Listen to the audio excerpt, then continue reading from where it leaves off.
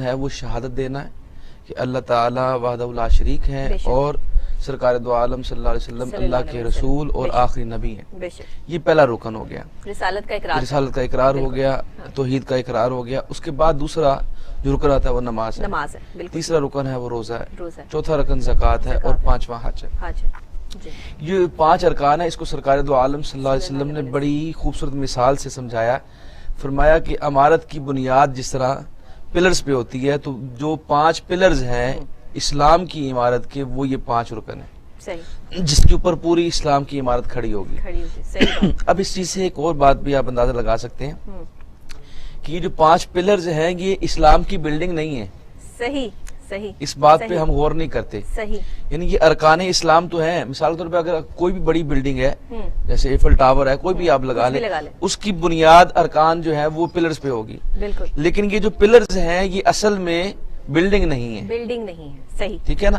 مثال کے طور پہ اگر آپ کسی بھی بلڈنگ کو آپ کو وزٹ کروانا چاہیں تو آپ جائیں گے تو آپ کو پوچھا جائے گا کہ وہ بلڈنگ کہاں ہے. جیسے اب ہمارے قریب ہے عرفہ کریم ٹاور ہے, تو آپ کو جب آپ وزٹ کرائیں, کوئی بھی انسان وزٹ کرائے گا تو کیا وہ اس کے پلرز دکھائے گا؟ صحیح نہیں, وہ تو اس کی بلڈنگ دکھائے گا نا. اچھا, اگر وہ پلرز نہیں ہوں گے تو وہ بلڈنگ گر جائے گی. جتنے بڑی مرضی بلڈنگ بنا لیں, ضروری ہے کہ اس کے پلرز بنے اور اس کے بعد عمارت بنے. اب ہمارا المیہ یہ ہے کہ ہم تو ابھی پلرز نہیں بنا پائے, تو بلڈنگ تو عمارت بہت دوری کی بات ہے. تو یہ آقا اسلام کا جو فرمان ہے نا, ہم نے شاید اس پہ اکتفا کر لیا کہ شاید یہی اسلام ہے. یہ اسلام نہیں, یہ اسلام کی ارکان ہے. یہ اس بلڈنگ, اسلام کی جو بلڈنگ ہے اس کے یہ پلرز ہیں جس کے اوپر پوری اسلام کی عمارت کھڑی ہوتی ہے. ابھی تو کھڑی ہونی ہے یہ بات. تو جو یہ تو اب یہ دیکھیے سرکار دو عالم صلی اللہ علیہ وسلم کی یہ جو حدیث مبارکہ ہے یہ ابتدائیہ ہے. یہ سرکار دو عالم صلی اللہ علیہ وسلم کی مدنی دور کی ابتدائیہ حدیثوں میں سے ہے. اس کے بعد جو سرکار دو عالم صلی اللہ علیہ وسلم نے بلڈنگ بنائی ہے اور جو ہمیں دکھائی ہے وہ تو ہم اس سے تو کوسوں دور ہے. بلکہ میں جس طرح آپ نے مجھے انتخاب کل بتایا بھی تھا, اس حوالے سے میں آپ کو عرض کرنا چاہوں کہ یہ جو ارکان اسلام ہے اصل میں یہ پلرز ہیں, اور اس کے اوپر جو خوش نما عمارت ہے اس کا نام اسوہ حسنہ ہے. واہ واہ سبحان اللہ. یعنی آج کے ہمارے دونوں ٹاپکس جو ہیں وہ اس کے ساتھ جو ہے اٹیچ کرتے ہیں. بالکل آپ بڑی خوبصورتی سے آپ نے اس چیز کو جو ہے وہ جوڑا ہے, اور بڑی خوبصورت بات سے جو ہے وہ آپ نے اس کا آغاز کیا, کیونکہ بنیادی طور پر اگر ہم ان ٹاپکس کو دیکھیں تو بات وہیں سے آ جاتی ہے کہ شاید ہم نے بنیادی ٹاپک جو ہے وہ رکھ لیا. یہ تو ہر بچے کو پتا ہے, یہ تو ہر بڑے کو پتا ہے, پتا سب کو ہے, لیکن عمل پیرا کتنے ہیں. دیکھیں نا, اب یہ جس طرح آپ دیکھیں کہ سرکار دو عالم صلی اللہ علیہ وسلم نے فرمایا کہ جو نماز نہیں پڑھتا وہ کفریہ حرکات میں سے ایک حرکت ہے, اس نے کفر کیا. بالکل اسی طرح روزے کے بارے میں فرمایا کہ روزہ آپ نے قائم کرنا ہے, اللہ تعالیٰ کا فرمان ہے. اسی طرح کی جیسے پہلی قوموں کے اوپر فرض کیے گئے. اسی طرح حج کے بارے میں سرکار دو عالم نے فرمایا کہ جس شخص کو کسی نے ظالم جابر حکمران نے نہ روک رکھا ہو اور اس کے پاس فائنینشلی قوت بھی ہو, اس کے پاس فزیکلی قوت بھی ہو, جسمانی اور وہ مالی طور پہ مضبوط آدمی ہو, اور اس کو کسی بادشاہ نے روک بھی نہ رکھا ہو, اس کے باوجود وہ اللہ کے گھر کا حج کرنے نہ آئے تو وہ یہودی مرے یا نصرانی, اس کا اسلام سے کوئی تعلق نہیں. یہ حج کے بارے میں. اسی طرح زکوٰۃ کے بارے میں کہ اللہ تعالیٰ نے فرمایا جو تم یہ جو مال جمع کر کے رکھتے ہو, کل جب تم مرو گے تو ہم تمہارے پیشانیوں کو داغیں گے, تمہارے پہلوؤں کو داغیں گے, کہ اس مال کو تم جوڑتے تھے, اسی مال کو ہم گرم کر کے جہنم میں تمہیں اس کے ساتھ تمہیں سزا دیں گے. تو پتہ چلا کہ یہ جو بنیادی ارکان ہیں اگر ہم اسی میں کہیں آگے پیچھے ہو گئے تو پھر وہ اسلام کی جو عمارت بننی تھی, جو اسوہ رسول کے اوپر ہم نے عمل کرنا تھا, وہ تو ہم اس سے تو کوسوں دور ہو گئے. اب بات یہ ہے کہ انسان کی پیدائش جو ہے وہ فطری عمل ہے. انسان کی یہ فطرت ہے کہ وہ اپنی پسند کی چیز کو پسند کر لیتا ہے. کوئی لباس پسند ہے تو وہ پہن کر جو ہے وہ خوش ہوتا ہے. کسی کی پرسنالٹی پسند ہے تو اس پرسنالٹی کو جو ہے وہ اڈاپٹ کرنے کی کوشش کرتا ہے, اس جیسا ہی بننے کی کوشش کرتا ہے.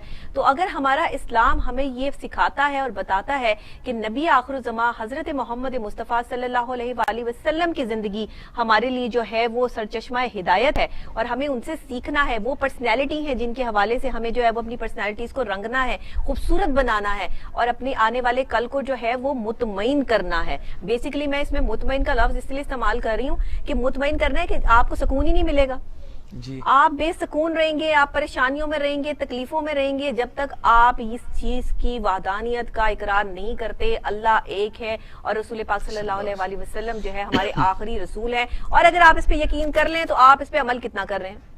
اور آپ اگر اس کے فالوور ہیں، اگر آپ نبی پاک نے جو ہمیں ساری باتیں بتائی ہیں صلی اللہ علیہ وآلہ وسلم، تو آپ اس کو کتنا سیکھ رہے ہیں، اپنی لائف میں اس کو کتنا اڈاپٹ کر رہے ہیں. سچ بولنا سب سے پہلی بات، وہی ہم نہیں بولتے. جھوٹ بول کر ہم اپنے آپ کو جو ہے وہ بچا لیتے ہیں اور دوسرے پہ جو ہے وہ ملبہ گرا دیتے ہیں اور دوسرے کا نقصان کر کے ہم خود کو جو ہے وہ سپر جو ہے وہ پاور بنا لیتے ہیں امریکہ کی طرح، جیسے امریکہ کر رہا ہے، جیسے بھارت کر رہا ہے. یہ ساری چیزیں تو ہمارے معاشرے سے ہیں نا. علامہ صاحب آپ اس پر کیا کہیں گے؟ ارشاد باری تعالیٰ کیا ہے، نبی آخر الزماں حضرت محمد مصطفیٰ صلی اللہ علیہ وآلہ وسلم اس دور کے مسلمان کے لیے کیا فرماتے ہیں؟ دیکھیے میں تو میرا تھوڑا سا زاویہ نظر وہ ڈیفرنٹ ہے. جی ایک تو بات یہ ہے کہ سرکار جس طرح آپ نے اسوہ حسنہ کی بات کی نا، جی وہ تو سورہ احزاب کے اندر اللہ تعالیٰ نے ارشاد فرمایا لَقَدْ كَانَ لَكُمْ فِي رَسُولِ اللَّهِ أُسْوَةٌ حَسَنَةٌ، بے شک کہ بے شک تمہارے لیے کسی بھی معاملے میں ایز اے انسان جی آپ نے کسی بھی پہلو سے اگر رہنمائی لینی ہے تو رشد و ہدایت کا منبع وہ نایاب جوہر جو ہے وہ سرکار دو عالم صلی اللہ علیہ وسلم کی صلی ذات اللہ علیہ اقدس وآلہ ہے. وسلم. بے شک بے شک. اب اس چیز کے ہمارا ایمان بھی ہے. دیکھیں بڑی امپورٹنٹ بات وہ یہ ہے کہ ہم ایز اے مسلمان دنیا کو اپنے عملی طور پر بھی جی اور اپنے بیانیے کے طور پر بھی حضور اکرم صلی اللہ علیہ وسلم کو جس طرح پورٹریٹ کیا ہے ہم نے، صحیح صحیح وہ آقا علیہ السلام کی اہانت اور توہین میں آتا ہے. صحیح صحیح. ہم حضور اکرم صلی اللہ علیہ صلی وسلم اللہ علیہ کی کے وسلم مقام کو، جو ان کا مقام ہے وہ ہم دنیا کے سامنے نہیں لا پورٹریٹ سکے نہیں ہیں. کر سکتے، بالکل نہ کر سکے ہیں نہ کر سکیں. اور نہ کر سکیں گے.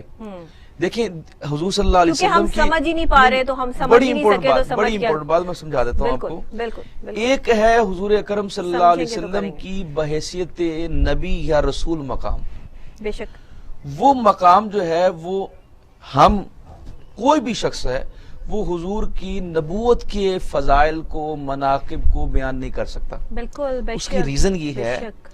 کہ حضور اکرم صلی اللہ علیہ وسلم کا نبی یا رسول ہونے کا جو مقام ہے اس مقام کو سوائے نبی کے کوئی بیان نہیں کر سکتا. سبحان اللہ سبحان اللہ. اور وہ میں ہی سمجھتا ہوں کما حقہ نبی بھی بیان نہیں کر سکتا. مثال کے طور پہ ایک ڈاکٹر ہے، ایک جو ہے وہ M B B S doctor ہے، ایک پھر وہ اسپیشلائزیشن کر لیتا ہے، ایف سی پی ایس کر لیتا ہے، پھر وہ اس کا تجربہ ہو جاتا ہے. اب ایک اوپر والے مقام پر بیٹھا ہے وہ بھی ڈاکٹر، ایک چھوٹے مقام ابھی پریکٹس کر رہا ہے، ہاؤس جاب کر رہا ہے، اب وہ بھی ڈاکٹر. لیکن وہ جو ہاؤس جاب کرنے والا ڈاکٹر وہ اس کے مقام کو بیان نہیں کر سکتا، حالانکہ ہیں دونوں ڈاکٹر، جب تک وہ وہاں تک نہیں پہنچ جائے گا.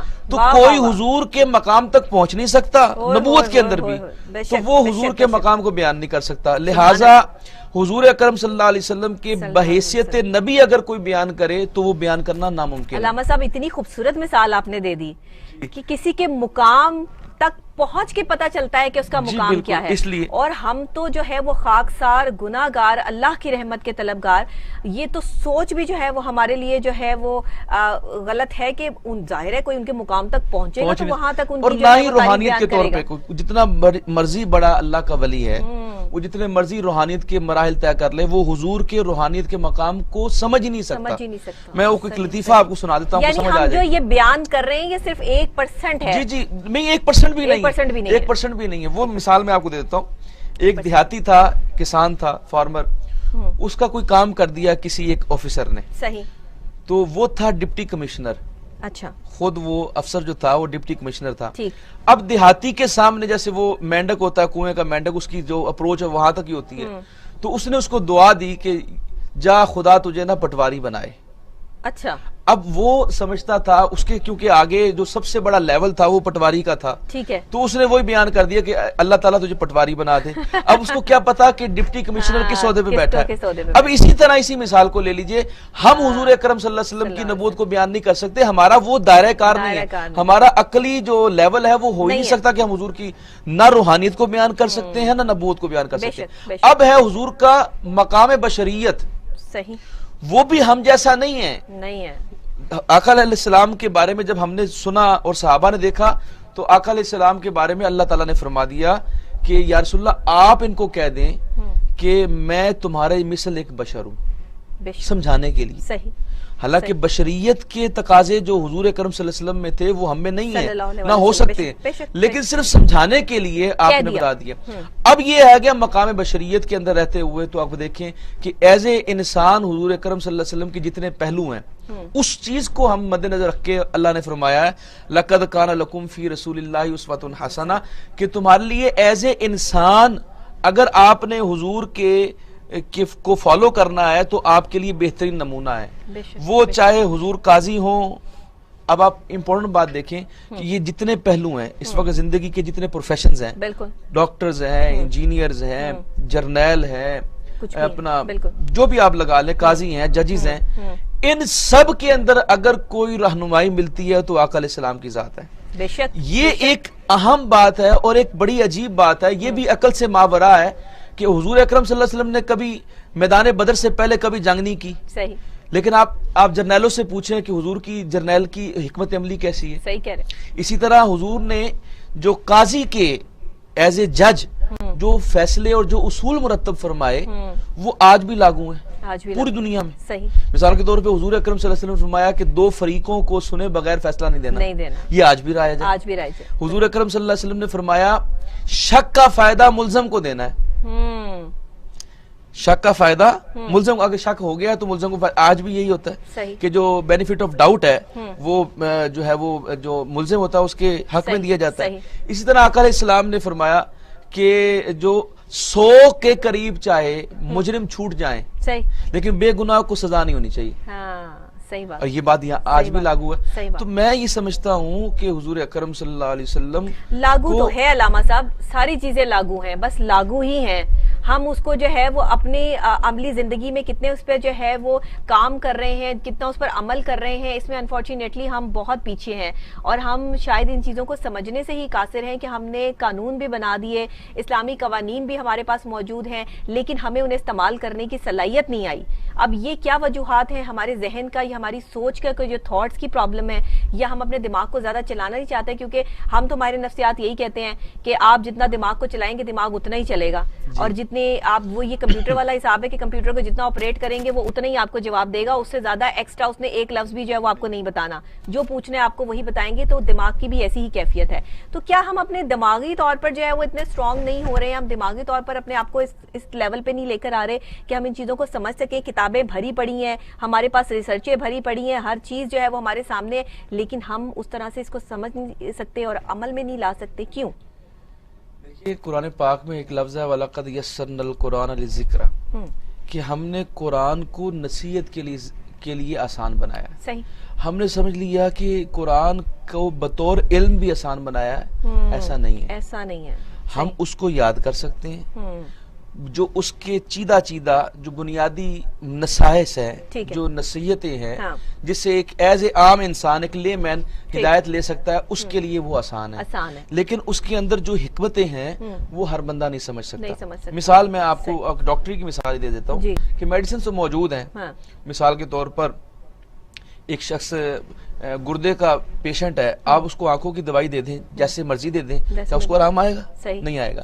جو آپ بات کر رہی نا امپلیمنٹیشن کی، وہ اصل بات یہ ہے کہ ہمیں جو قرآن پاک کے احکامات ہیں اور سرکار دو عالم صلی اللہ علیہ وسلم کی جو زندگی ہے اس کے اندر جو پہلو ہیں، جو نکات ہیں، ان کو ہم صحیح طریقے سے پراپر امپلیمنٹ نہیں کرتے. ہم کسی کا حکم کسی پہ لگا دیتے ہیں، کسی چیز کا حکم کسی پہ لگا دیتے ہیں، جس سے معاشرہ جو ہے وہ بیماری کا شکار. ایک بڑا اچھا سوال میرے ذہن میں جو ہے وہ آیا ہے، یہ آمد ہی ہوتی ہے، ایک دم سے سوال آ جاتا ہے. یہ سوال آ گیا ہے اور سوال کچھ اس طرح کا ہے جو میرے ذہن میں ابھی جو ہے وہ گردش کر رہا ہے کہ ہم ڈاکٹر بننا چاہتے ہیں، انجینئر بننا چاہتے ہیں، ہم سپر پاور بننا چاہتے ہیں، ہم جو ہے وہ اپنے جو ہے وہ کسی بھی شعبے کو اٹینڈ کرنا چاہتے ہیں، لیکن ہم عالم دین نہیں بننا چاہتے. ہم پی ایچ ڈی ان اسلامیات نہیں کرنا چاہتے جی. ہم پی ایچ ڈی ڈاکٹر تو بننا چاہتے ہیں لیکن ہمارے پاس پی ایچ ڈی کے لیے اور سبجیکٹ بہت ہیں. ہم اسلامیات کی طرف نہیں آتے. اگر آج ہمارے آنے والوں کو ماڈرن مولانا، ماڈرن علامہ اور جو ہے وہ چھوٹی عمر کے لوگ جو ہے وہ اس چیز کو پی ایچ ڈی کو سمجھیں اور آئیں اور اپنی جو ہے وہ تبلیغ کریں، تو آج کے ینگسٹرز کیا اس چیز کو سمجھے نا؟ عوام کو اس طرف لانے میں جو بہترین کردار ادا کر سکتے تھے ہمارے عالم دین، کیوں نہیں کر پائے؟ سب سے میرا یہ سوال ہے جی کہ ہماری ینگسٹرز کو ہمیں کیوں نہیں سمجھا پائے کہ ہم جو ہے پی ایچ ڈیاں کرتے پھر رہے ہیں، اپنی کلینیکل سائیکالوجسٹ ہیں، ہم کہیں انجینئر ہیں، ہم کہیں کوئی ڈاکٹر ہیں، ہم کہیں کوئی چیز ہیں، ہم اسلام کے ساتھ اٹیچ کیوں نہیں ہے؟ ہم نے اسلام میں پی ایچ ڈی کیوں نہیں کی؟ اسلامیات کو کیوں نہیں سمجھا؟ اپنے ماحول کو، دنیا کو سمجھانے کی کوشش نہیں کی؟ اسلامو فوبیا سے دیکھیں لوگ آج اگر ان الحق کی صدا جو ہے وہ کہیں بلند ہو جائے، تو میں دیکھ رہی تھی کہ فرانس میں جو ہے وہ کسی نے نعرہ حق لگا دیا، نعرہ حیدری لگا دیا، وہاں پہ لوگ ڈر کے مارے، خوف کے مارے بھاگے ہیں، ایک دوسرے کے اوپر چڑھے ہیں، اتنے لوگ زخمی ہو گئے، کچھ لوگ مر گئے. یہ کیا ہے؟ ہم یہ اسلام کا کون سا منظر پیش کر رہے ہیں سامنے؟ ایسا کیوں ہے؟ ہم اس چیز سے دور کیوں ہیں؟ اس کی دو بنیادی وجہ ہیں. ایک تو اس کی تاریخی وجہ ہے. اگر آپ اس کو سب کانٹیننٹ کے اندر دیکھیں تو انگریز کے آنے کے بعد ہم نے یہ ڈیسیژن لیا کہ ہم مدارس کو اور اسکول کو الگ بنا دیں گے. صحیح. اور جن لوگوں نے یہ کارنامہ انجام دیا وہ ہمارے ہیروز کہلائے، حالانکہ وہ ہمارے ولن تھے جنہوں نے یہ سب سے بڑا شب خون مارا کہ مدارس کو اور اسکول کو الگ کر دیا. حالانکہ 1400 سال 1300 سال تک یہ معاملہ ایسے نہ تھا، بلکہ جو مدرسہ تھا وہی اسکول تھا، وہی یونیورسٹی تھی، وہیں سے ڈاکٹر بنتے تھے، وہیں سے انجینئر بنتے تھے، وہیں سے جابر بن حیان نکلا، وہیں سے ابن الحیثم نکلا. وہ عالم بھی تھے اور وہ اپنے اپنے فیلڈ کے ماسٹر بھی تھے.